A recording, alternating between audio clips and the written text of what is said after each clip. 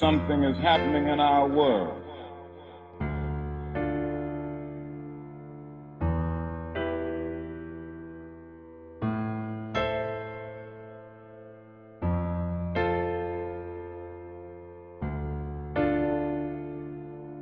The world is all messed up.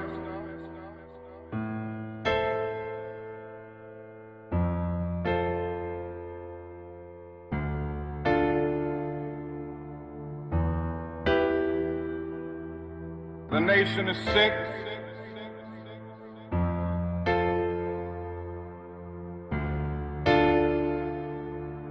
Trouble is in the land.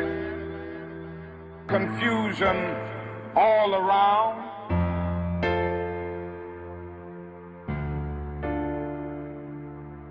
We have lost the way.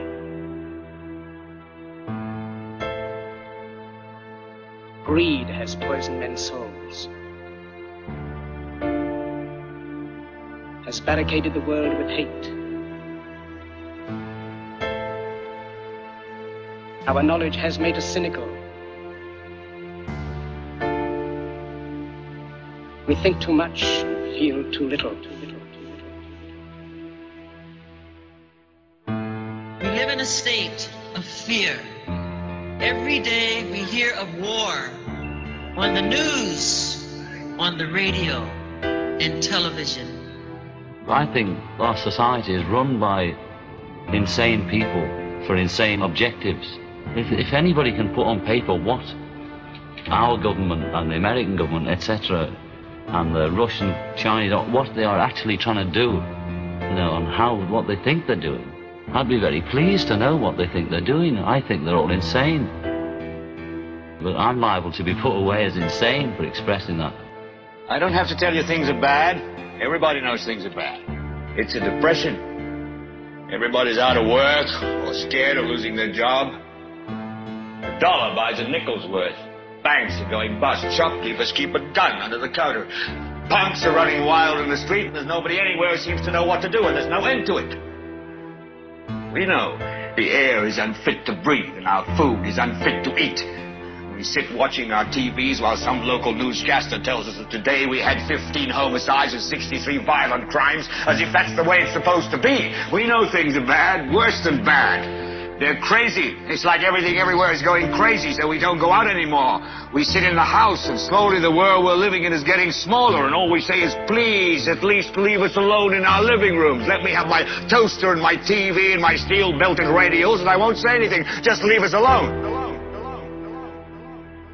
This nation was founded by men of many nations and backgrounds. It was founded on the principle that all men are created equal, and that the rights of every man are diminished when the rights of one man are threatened.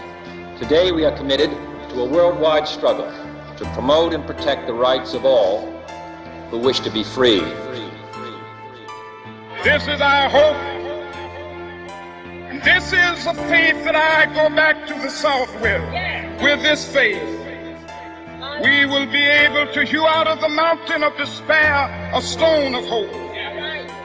With this faith, we will be able to transform the jangling discords of our nation into a beautiful symphony of brotherhood. With this faith, we will be able to work together, to pray together, to struggle together, to go to jail together, to stand up for freedom together, knowing that we will be free one day.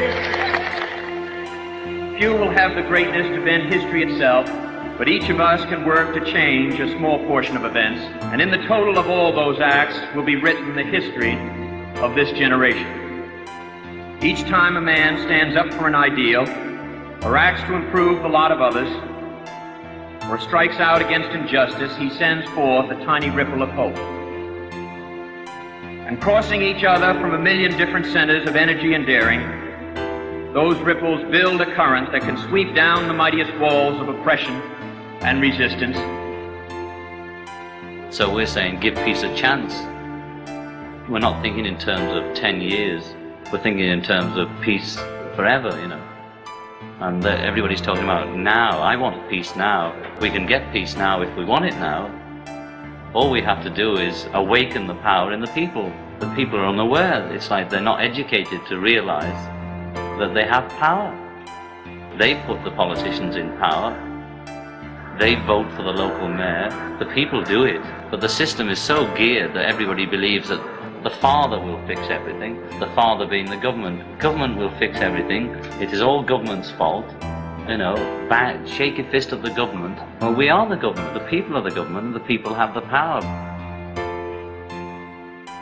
Few are willing to brave the disapproval of their fellows, censure of their colleagues, the wrath of their society.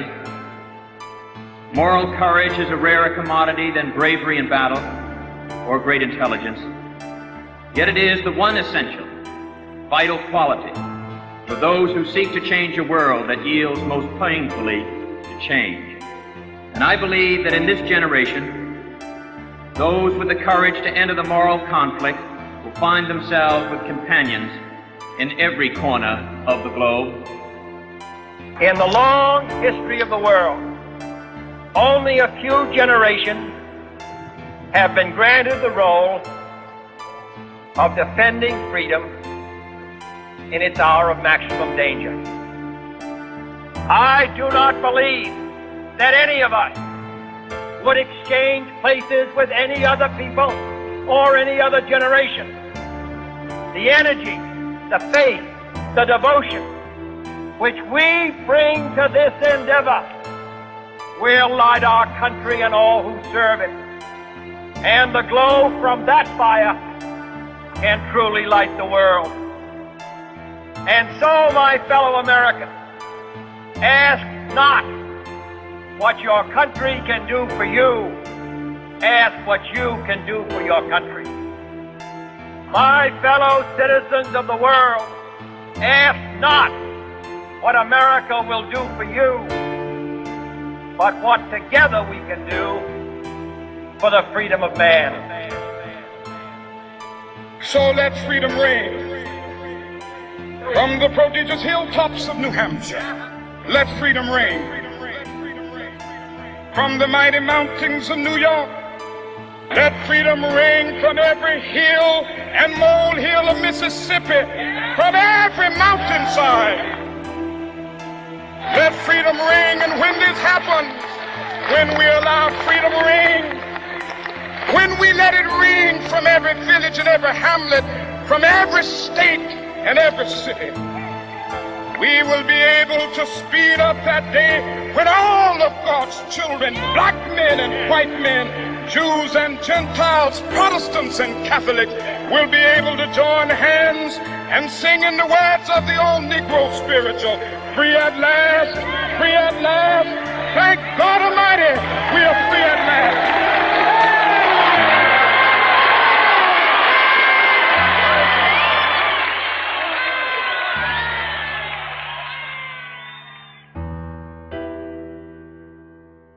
War is a game that's gone too far, you know.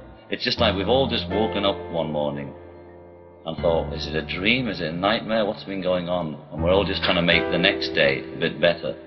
What we need is not division. What we need is not hatred. What we need is not violence and lawlessness,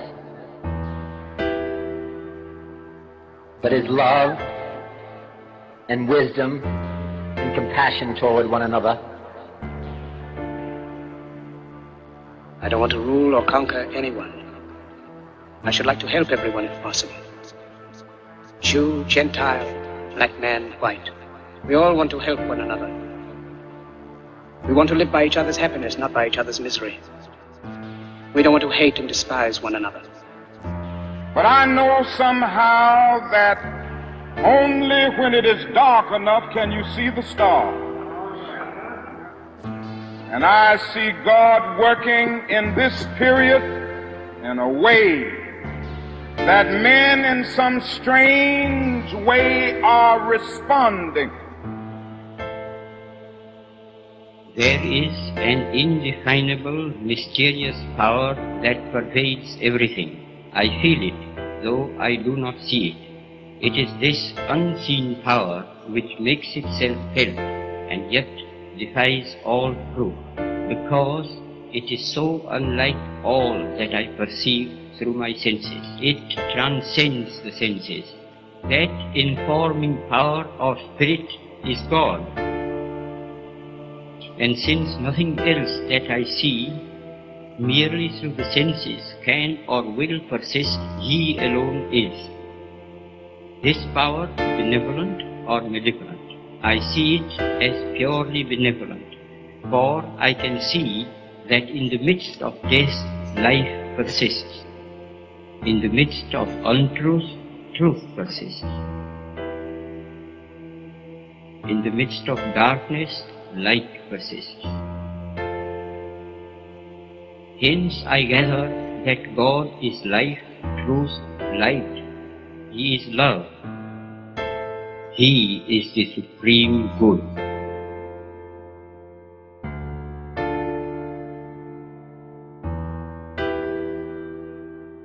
In the 17th chapter of St. Luke it is written, the kingdom of God is within man, not one man nor a group of men, but in all men, in you. You, the people, have the power to make this life free and beautiful, to make this life a wonderful adventure. Something is happening in our world. The masses of people are rising up, and wherever they are assembled today, whether they are in Johannesburg, South Africa, Nairobi, Kenya, Accra, Ghana, New York City, Atlanta, Georgia, Jackson, Mississippi, or Memphis, Tennessee, the cry is always the same: we want to be free. We're selling it like soap, you know. And you're going to sell and sell until the housewife thinks, well, there's peace or war. That's the two products. Peace. It's to try and get people orientated to think peace, like eat for peace, breathe for peace, and dance for peace, and make love for peace, you know. To just have the peace like a mantra going round and round in your head. We've got some difficult days ahead. But it really doesn't matter with me now, because I've been to the mountaintop. I don't mind.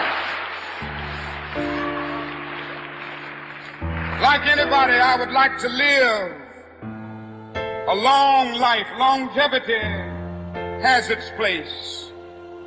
But I'm not concerned about that now. I just want to do God's will. And He's allowed me to go up to the mountain. And I've looked over and I've seen the promised land. I may not get there with you, but I want you to know tonight that we as a people will get to the promised land.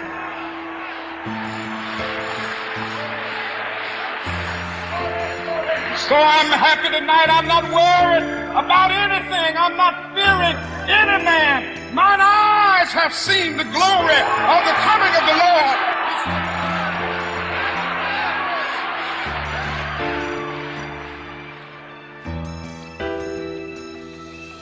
To those who can hear me, I say, do not despair. The misery that is now upon us is but the passing of greed, the bitterness of men who fear the way of human progress. The hate of men will pass, and dictators die. And the power they took from the people will return to the people. Our future may lie beyond our vision, but it is not completely beyond our control. But the work of our own hands that will determine our destiny. There is pride in that, even arrogance, but there is also experience and truth. In any event, it is the only way we can live.